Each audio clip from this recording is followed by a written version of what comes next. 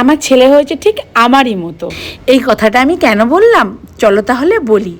জানো তো ছোটোবেলাটা আমার গ্রামেই কেটেছে, আর আমি আমার গ্রামকে খুব ভালোবাসি। আর গ্রামের মানুষরা সবাই একসঙ্গে মিলেমিশে থাকে।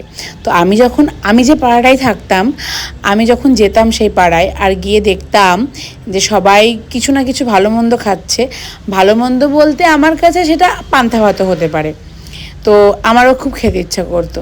তো বাড়ি এসে যখন বলতাম যে আমাকেও না পান্তা ভাত বানিয়ে দেবে, ওরা খাচ্ছে, আমার দেখে খুব খেতে ইচ্ছা করতো।